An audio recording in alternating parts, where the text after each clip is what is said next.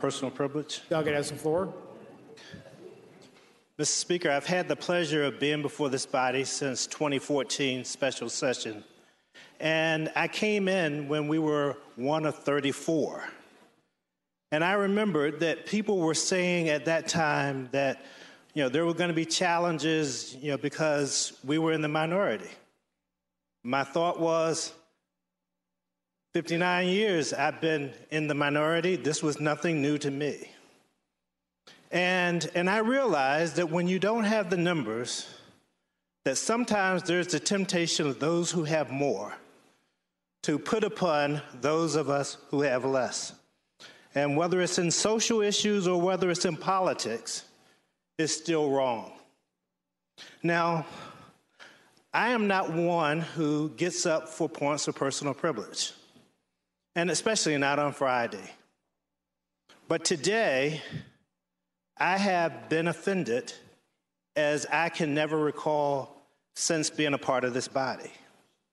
And I have seen many of my colleagues emotionally shaken and bothered by either a lack of concern for facts or just simply playing to the media, playing to the cameras. I don't know which. But I'll say this. I looked at a article in the Virginian Pilot less than a week ago, and it talked about how in my city, Norfolk, there had been 3 times the number of incidents from past years where guns had been taken off the street. And they talked about the high volume of guns that had been taken off the streets associated with arrests, associated with traffic stops and the like. And they talked likewise about how that seemed to match up with the decline in deaths in that city. And we've been on a steep decline for the last 3 years.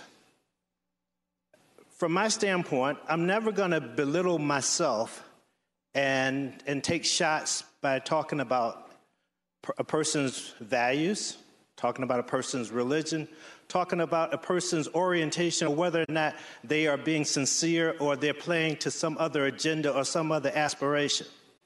Just not my way. But I'll say to you that today, when we look at what has been said and we look at how, in response to supposedly or what arguably could be offensive rhetoric, is met with equally or greater offensive rhetoric, I say it does not speak to this body well, and it does not speak to the issues that we say that we come here to address.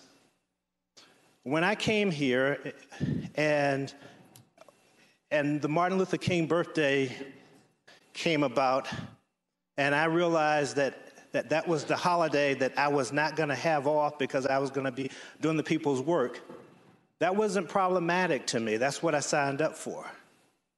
But when on the holiday that celebrates the death of one of the most renowned civil rights leaders, we had advocates for guns and members of the NRA and the civil, I think it's the Civil Defense League, marching through with guns to their side.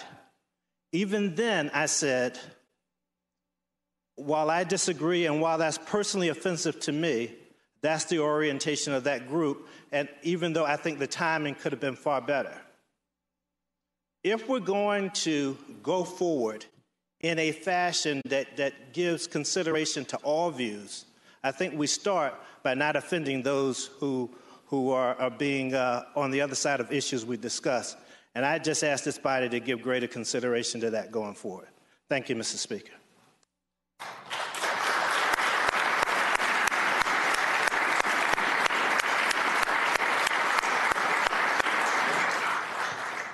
The delegate from Shenandoah, Delegate Gilbert. Mr. Speaker, I rise for a point of personal privilege. Delegate has the floor. Thank you, Mr. Speaker. I appreciate the comments from the delegate from Norfolk. And I appreciated many of the other comments that have been made on the floor today. We find ourselves in a time in our history where emotions are running very high. on an issue where we routinely find very little common ground. Recent days in this country have witnessed another tragedy of unimaginable proportions. And we all try to deal with that in our own way. Whatever our walk of faith is, whatever our political views are, we try to deal with such tragedies in a way we understand and find comforting to ourselves. But we have sat here for a week and listened to the other side of the aisle accuse us in every different way they can, sometimes subtle, sometimes not. Republicans were accused by a member of the other caucus of being complicit with Nazis and terrorists and Al-Qaeda. We are told, not on this floor, but by those who support some people on this floor over and over and over again, that because we stand up for one of America's oldest and most fundamental civil liberties, that we have blood on our hands. And that fever pitch of emotion, that rhetoric that rises to the level of accusing people who believe in our freedoms and liberties of being complicit with the deranged acts of a madman and a murderer, it's too much for us, many of us, to stomach. And so we've listened quietly. We've sat here and listened. We've been accused over and over again. And so I just want the gentleman from Norfolk to understand, as well as the other members of his caucus, that sometimes we can only take about so much of that. And we are willing to talk about how we can try to stop these hideous acts of violence. And we can talk about the failings of government at social services, the mental health services, local and state and federal law enforcement, over and over and over again, the school system, all of them having opportunities to intervene in this tragedy before it happened. But the only response we hear from the other side of the aisle is, we got to take away everybody's guns. That's the solution, not the dozens of other times we had to stop this before it happened. So we get emotional about this too, Mr. Speaker, because we know those solutions being proposed by the other side of the aisle relate to a very different agenda than trying to stop acts of violence like this. We would like to stop acts of violence like this. We would like to hold criminals accountable for their criminal acts. That's not a proposition that is held in high favor on the other side of the political divide anymore.